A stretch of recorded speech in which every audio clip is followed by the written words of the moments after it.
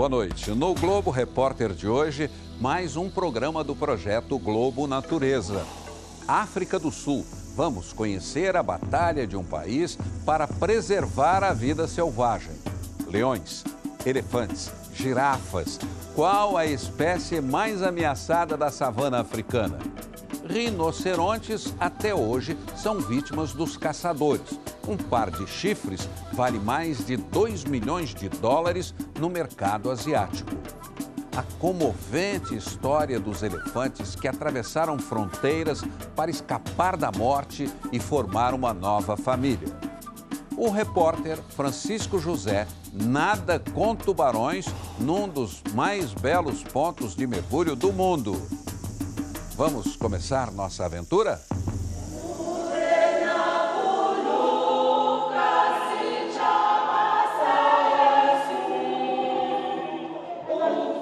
África do Sul. Vem de lá a voz da liberdade, do continente mãe, do povo que nasceu na terra de ouro e diamantes, mas que sofreu na pele a miséria e as dores do nosso mundo. Cruzamos o país em busca da verdadeira riqueza africana, a vida selvagem.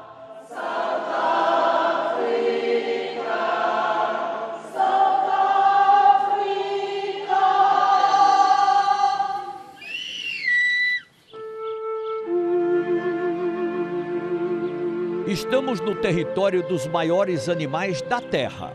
Durante muito tempo, eles estiveram na mira de caçadores de toda parte do mundo. Agora, o safari é outro. Câmeras apontadas para a savana.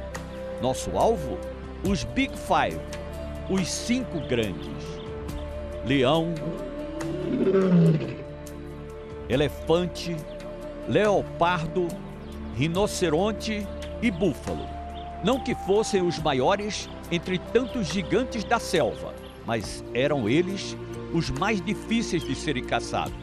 Justamente por isso, acertar um deles era como ganhar um troféu. Mas agora, quanto vale um momento como esse? Flagrar um leopardo desfilando bem no meio da estrada. O leopardo vive livre nas reservas particulares e nos parques nacionais da África do Sul. Somando a área do Parque Kruger, com as reservas em torno dele, são 3 milhões de hectares. Nesta imensidão da savana, povoada pelas feras, a moeda de troca é o turismo.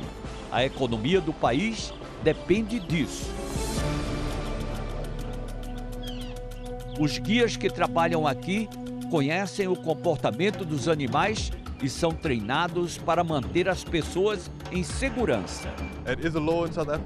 Jason, o guarda-parque, nos conta que a lei obriga a andar armado quando se está a pé, nas áreas abertas, no território dos 5 grandes. Neste caso, sempre que descemos dos carros, é preciso levar um rifle. Ele trabalha aqui há 8 anos. Nunca precisou atirar, mas já levou um baita susto. Jason estava com um grupo de turistas quando atolou num areal e desceu do carro. Ele não percebeu que tinha companhia. As pessoas fizeram sinal para ele olhar para trás. Eram 5 leões. Por sorte, eles não se sentiram ameaçados. Depois de alguns instantes, simplesmente partiram. Os leões têm hábitos noturnos. Durante o dia, eles ficam assim, dormindo, descansando. Tem 7 aqui reunidos. Neste grupo, machos e fêmeas nem se importam com a nossa presença. É à noite que eles se movimentam mais para caçar.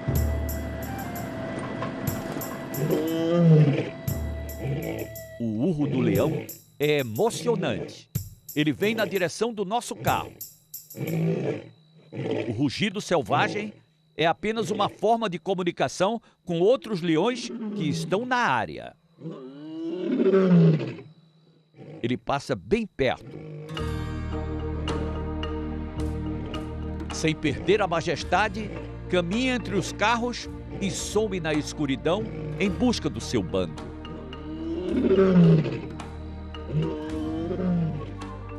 Mas se até o rei das selvas está ameaçado, imagine o perigo que os outros animais estão correndo. Os elefantes, até hoje, são muito caçados pela retirada das presas de marfim. Esse material, usado para fazer enfeites, é vendido a peso de ouro. Mas nesta área protegida, a manada está cercada de cuidados. Agora, você vai conhecer a história de uma família muito diferente. Esse é o jabulani, o símbolo dessa região. Foi resgatado com 4 meses de idade. Estava atolado no lamaçal, não conseguia sair. Criado com mamadeira. Hoje está com 22 anos. E jabulani, vocês lembram, era o nome da bola na Copa de 2010. A palavra jabulani significa alegria. E foi uma grande alegria quando os tratadores conseguiram resgatar esse animal tão grande na época que ele era apenas um bebê de 4 meses. Na época, os grupos selvagens não aceitaram o pequeno órfão e ele acabou voltando para sua família humana. Esses animais não gostam de viver sozinhos. Foi aí que chegou a notícia de que elefantes órfãos do Zimbábue seriam abatidos porque não tinham mais onde ficar. Surgiu então a ideia de reunir uma manada para incluir jabulani. Sem nenhuma garantia de que eles poderiam se entender, montaram uma grande e arriscada operação para reunir os elefantes.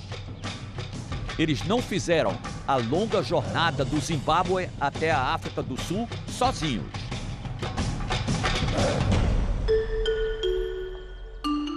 Os tratadores também vieram de lá para garantir que os laços de afeto não se rompessem. A matriarca do grupo logo aceitou Jabulani. Só então, o significado do nome dele passou a fazer sentido de verdade, uma alegria. São 26 tratadores e o vínculo entre eles é muito forte. Jabulani é querido por todos. Tiger sente um carinho profundo pelos elefantes. Ainda era menino quando os pais dele morreram no Zimbábue. Tiger e os irmãos mais novos ficaram órfãos. Com apenas 14 anos, era o responsável por cuidar de todos. Ele se sente parte da família que estes elefantes formaram, junto com os outros tratadores. Todos os dias, eles cuidam da manada. Há elefantes selvagens na reserva, mas é preciso mantê-los separados. Eles não querem que os grupos se confrontem. Mas é muito importante que a gente compreenda o comportamento desses animais. Ainda há muito para aprendermos nestes santuários da vida selvagem. A savana africana está de luto pela matança dos rinocerontes. Pelas últimas estatísticas, cerca de 3 animais são mortos por dia pelos caçadores ilegais para retirar os chifres, que valem mais do que ouro, diamante ou cocaína no mercado negro asiático. Neste ritmo de matança, o rinoceronte pode desaparecer para sempre. Vamos acompanhar uma caçada. Mas essas armas estão sendo preparadas para salvar os rinocerontes. Mike é o veterinário que é responsável por essa operação. Ele é quem vai dar agora a orientação onde nós podemos chegar e também é quem vai dar o tiro no rinoceronte. Ok, Mike, please. Mike nos orienta a não tocar nos dardos. Ele vai atirar no rinoceronte com um sonífero poderosíssimo, M99, produzido na África do Sul. E alerta, uma gota dessa substância que faz o gigante adormecer é suficiente para matar um ser humano. A dose desse tranquilizante é 10.000 vezes mais potente que a morfina. Mas o rinoceronte é um dos maiores mamíferos terrestres. Para um animal como ele, o efeito é apenas sedativo. Em terra firme, profissionais treinados para esse tipo de caçada em busca dos rinocerontes. No ar, uma visão privilegiada para encontrar os animais que vivem nesta região. O rastreamento nos leva até o primeiro rinoceronte.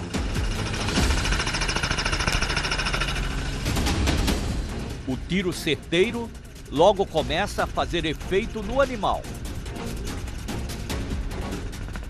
Foi atingido pelo dardo e está cambaleante, caindo à margem da estrada. O veterinário está vindo, já aproximando dele, e o carro de apoio também. Em segurança, a equipe se aproxima. Ele está passando uma venda agora nos olhos do rinoceronte. Eles examinam o animal, coletam amostras de sangue.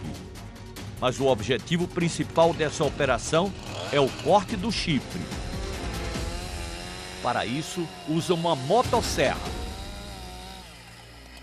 Chris, o coordenador do projeto, explica que cortar o chifre é como cortar uma unha.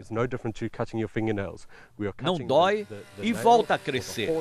Em 8 meses, já estará grande o suficiente para repetir o procedimento. O material retirado é levado para um cofre bancário, em absoluto sigilo. Mantendo o rinoceronte assim, ele deixa de ser um alvo para os caçadores ilegais. A equipe termina o trabalho e Mike aplica agora um estimulante no rinoceronte. Assim, ele se recupera mais rápido.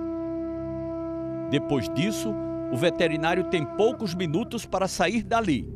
Logo, o rinoceronte vai se levantar. Nesse momento, ninguém pode estar por perto. A reação dele é imprevisível.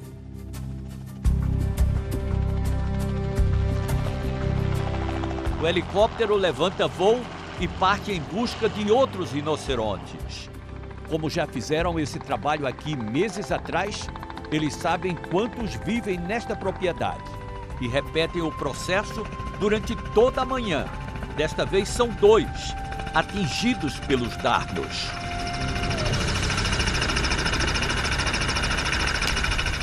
Em 2016 foram mortos 1.054 rinocerontes na África do Sul por caçadores ilegais.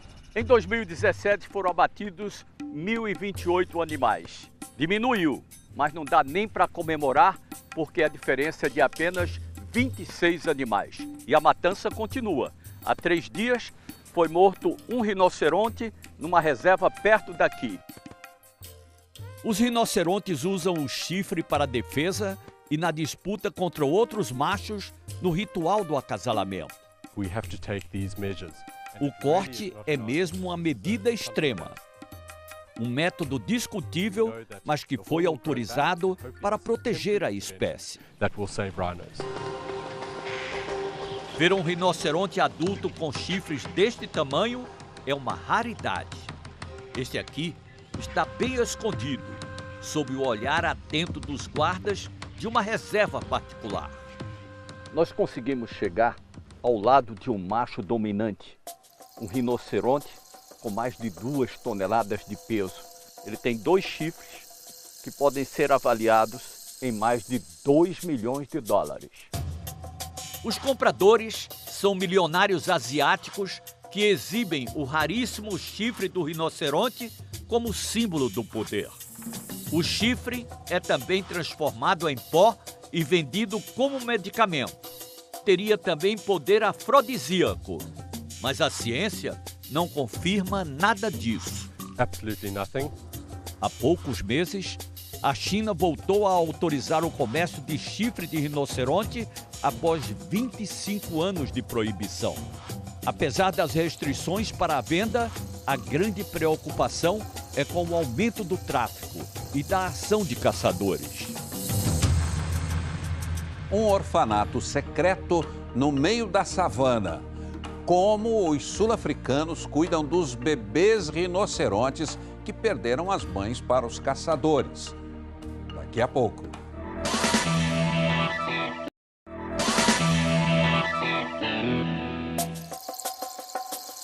Os rinocerontes estão em risco de extinção. Para proteger os animais, formou-se um verdadeiro exército. O piloto da patrulha anticaça diz que todos os dias sobrevoam as reservas.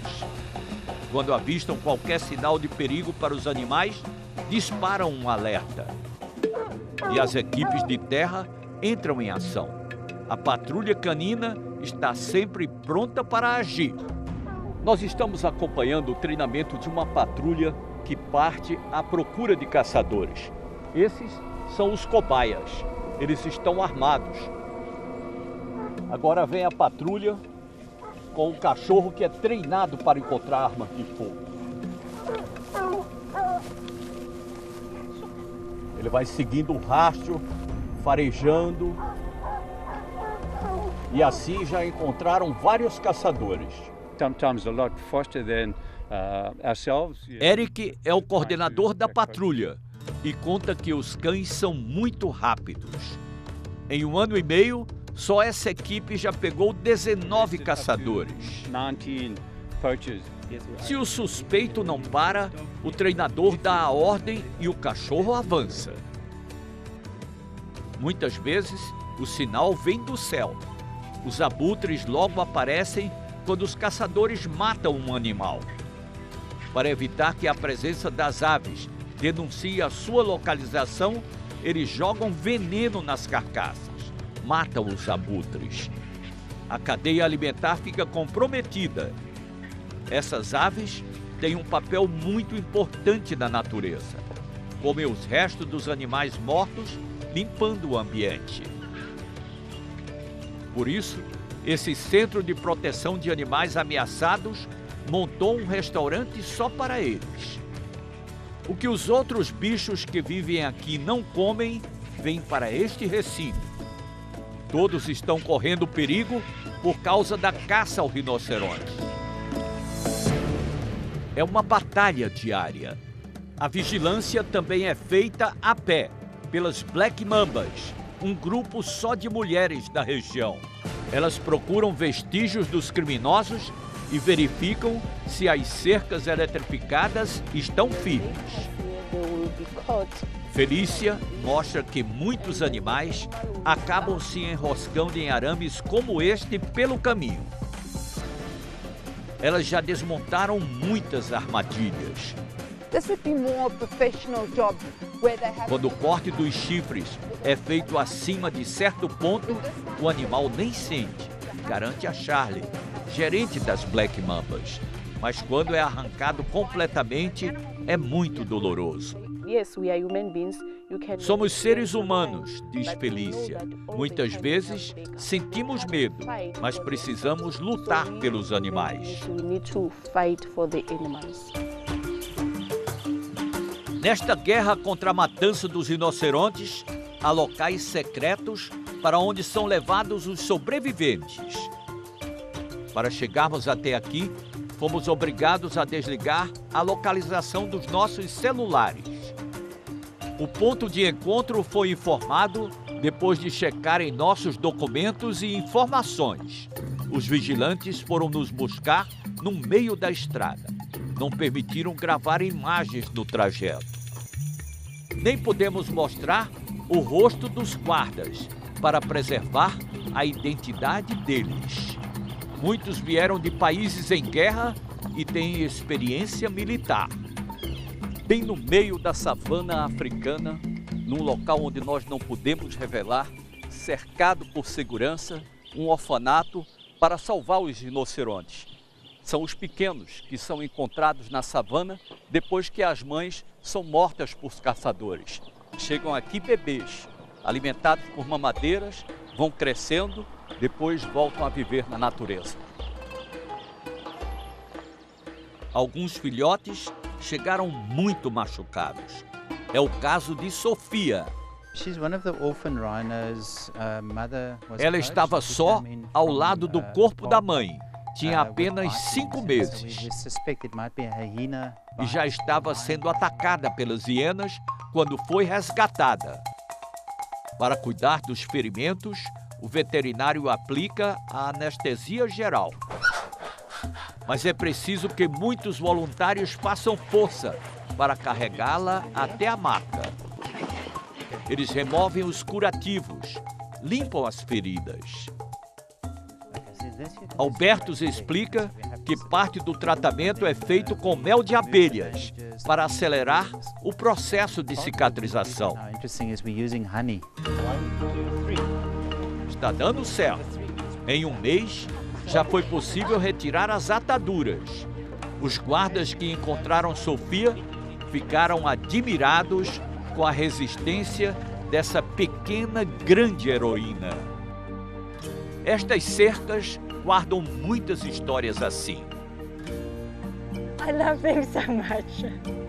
So we're very proud. Petronel criou um santuário para acolher rinocerontes órfãos. Tratamento VIP.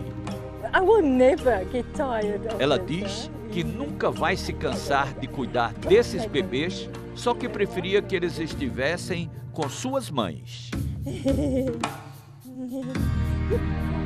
We give the animal value. Nós valorizamos os animais e é por causa deles que a maioria das pessoas vem até a África do Sul para ver de perto esses bichos que são ícones do país. Aqui 3 jovens rinocerontes pretos, que é a espécie mais ameaçada. Chegaram bebês, já estão adolescentes, quando se tornarem adultos, vão voltar a viver na natureza, numa área protegida pela segurança. O tratador nos mostra que a diferença entre o rinoceronte branco e o preto não está na cor.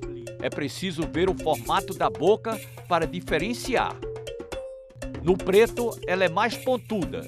Repare bem, é diferente do rinoceronte branco. Ready! A comida é servida na hora certa. They're waiting.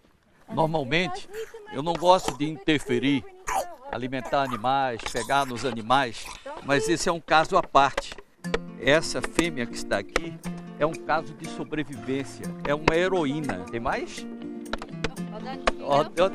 Ela está tomando aqui a mamadeira e agora vai comer um pouquinho de capim também. Outro exemplo de recuperação é a Mila. A mãe dela foi encontrada morta sem os chifres. Agora, ela precisa ser aceita por esse grupo para aprender com os mais velhos o que é ser um rinoceronte. Olha aí, começa a aproximação. Os maiores já estão levantando e observando a Mila. Ela para, olha, continua.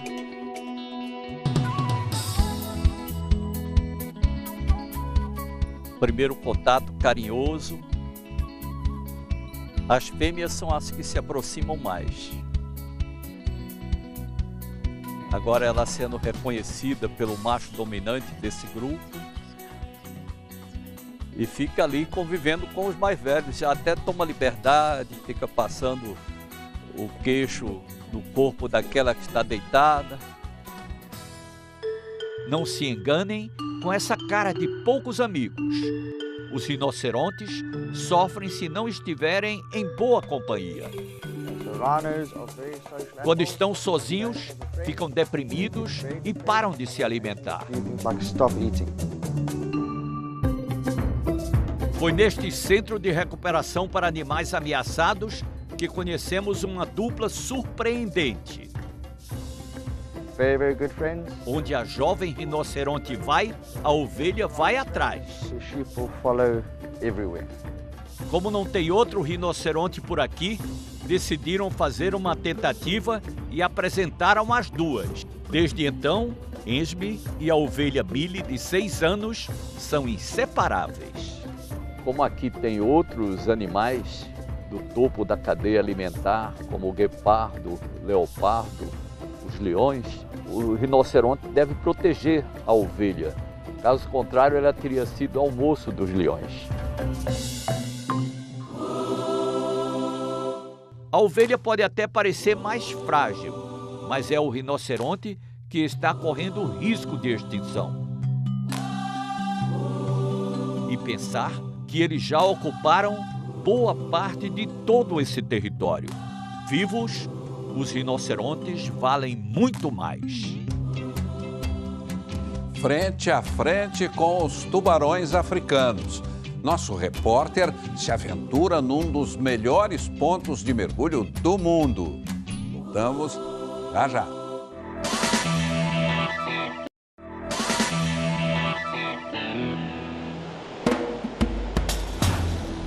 Estamos de frente para o Oceano Índico. E neste ponto do litoral, em Aliao Shoal, fica a porta de entrada para um lugar sagrado, um recife submerso, morada dos tubarões. Para chegar até o local exato deste mergulho, é preciso enfrentar a arrebentação das ondas. As instruções da tripulação são detalhadas. O comandante alerta: já aconteceram alguns acidentes nesta travessia. O local para onde vamos foi descoberto em 1849, quando uma embarcação escapou por pouco de uma colisão com os pontos mais altos dos recifes. Todo cuidado é pouco.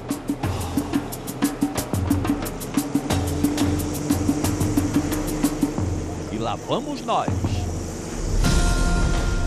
O piloto precisa ter muita experiência para passar pelas ondas sem virar o bote. Vencemos o primeiro obstáculo. Antes de chegar ao nosso destino, vamos nos preparar para o primeiro mergulho. Eles vão jogar a isca aqui agora para atrair os tubarões. Dentro dessa bola tem peixe. Os tubarões já estão aqui ao lado do barco. Nós vamos encontrar várias espécies, como cabeça chata, o tigre, galha preta, mangona, que é aquele que tem os dentes para fora, e alguma possibilidade de ver o tubarão branco. Eles vivem aqui. É muito raro aparecer, mas nós vamos tentar. Ok? Podemos ir? Vamos lá, Fábio.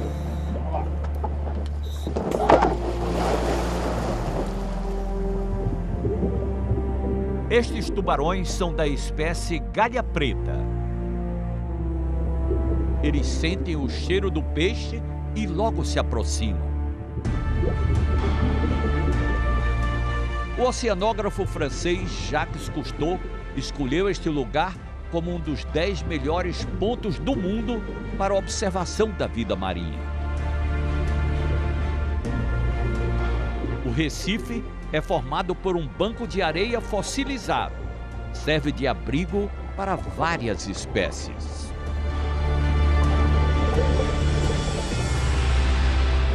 Os cardumes dançam com o movimento da água. Mas esse balanço não impede que a tartaruga se alimente por ali. Ela não se incomoda com a nossa aproximação e não para de comer. De volta ao barco, temos que avançar mar adentro para chegar até a catedral. Nós vamos tentar encontrar agora os tubarões mangona, aqueles que têm os dentes para fora, mas são inofensivos. Vamos descer daqui a pouco no grito de água. Quando ele gritar aí o ótimo, a gente pula na água. 1, 2, 3, go!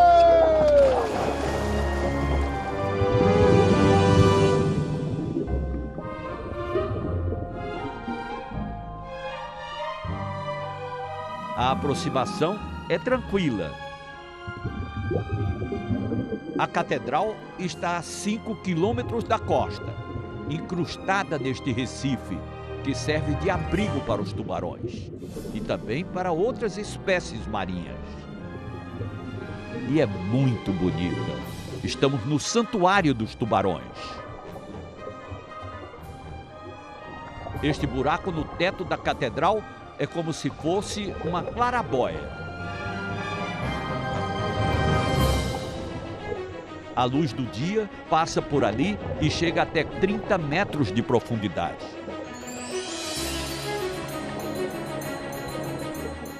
Por todo o Recife, onde há fachos de luz, os peixes ganham reflexos coloridos. É como se houvesse vitrais no fundo do mar. Estes chegam a ficar prateados. As formações rochosas nos protegem das fortes correntes submarinas e conseguimos nadar lado a lado com os tubarões.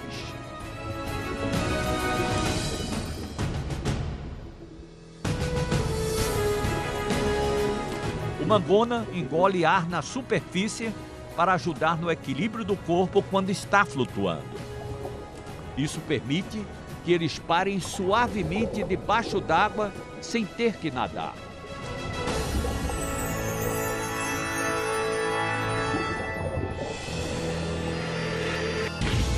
Vejam quantos tubarões entre os cardumes. Aquele ali embaixo tenta abocanhar um peixe.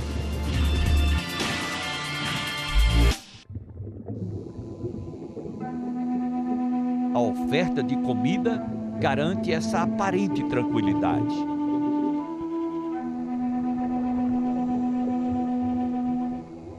Quando eu me aproximo um pouco mais, o guia faz sinal para que eu me afaste.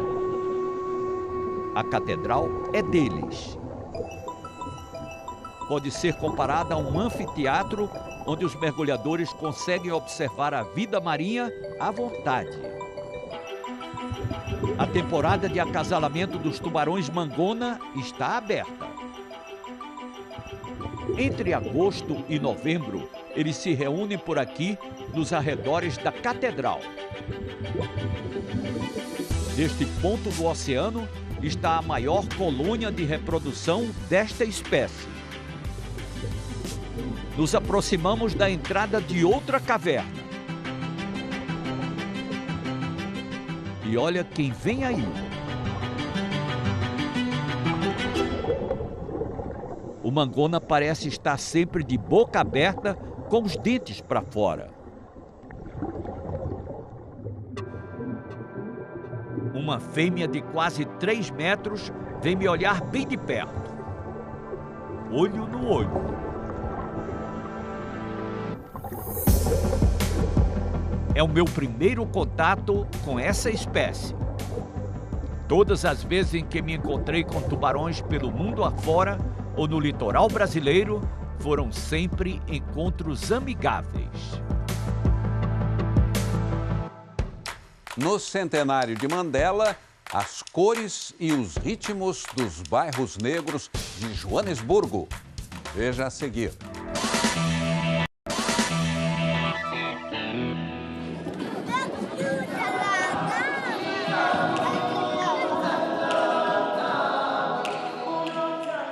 A música reverencia a Carta da Liberdade. Está lá. A África do Sul pertence a quem nela vive, negros e brancos. Ecos de um tempo nem tão distante. E vem das ruas a dança que nasceu do apartheid, a política que vem da segregação entre negros e brancos. É a Pantsula. Significa gingado do pato. Mas é muito mais do que isso. É um símbolo de união e resistência.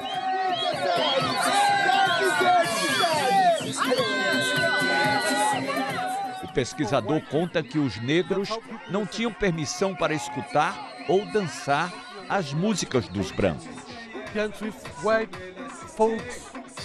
Foi assim que surgiu a Pantsula, uma dança de rua. Logo reúne muita gente em volta.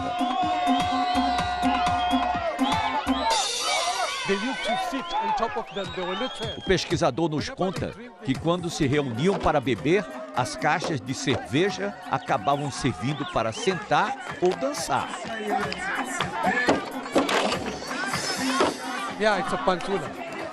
Os mais novos já vão aprendendo. A bailarina, de 22 anos, diz que não é só um modismo. É uma dança que veio do tempo dos bisavós dela. Comes way back from our grandfathers. Para Mama, é paixão, estilo de vida, cultura. Ela sente muito orgulho. So I'm so proud. Thank you, sir. A dança faz parte da identidade do povo africano.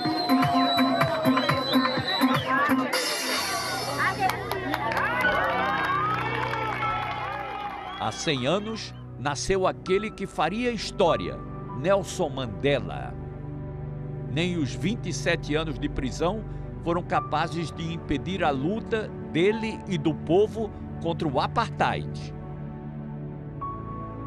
Mandela foi o primeiro presidente negro da África do Sul. Ganhou o Prêmio Nobel da Paz.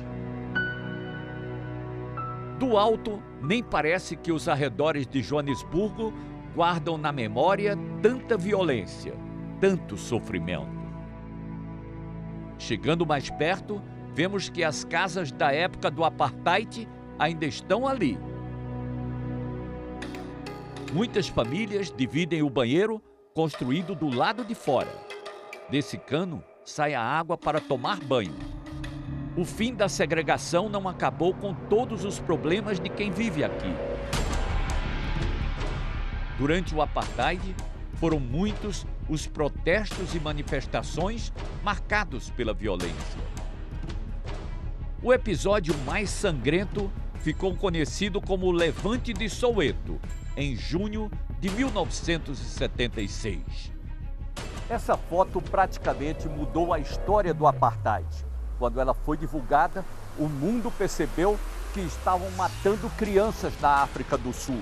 A reação internacional foi imediata e o apartheid não resistiu.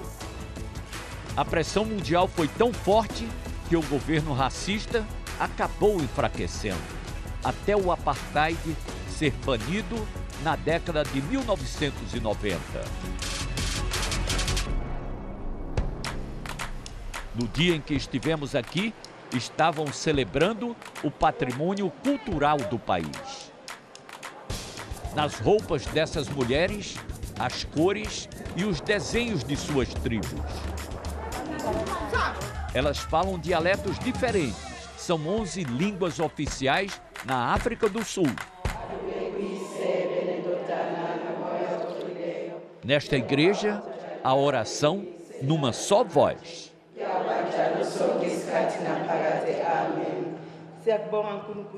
A Igreja Regina Mundi é um marco importante na comunidade do Soweto. Era aqui que os jovens se refugiavam quando eram atacados pelas forças de repressão. Mesmo assim, mais de 70 crianças foram mortas. No final do apartheid, a igreja servia como ponto de reconciliação, onde brancos e negros negociavam a paz. O canto que ouvimos é um hino à liberdade. E ele continue forte, símbolo da união dos sul-africanos. And united we shall stand. Let us live and strive for freedom in South Africa, our land.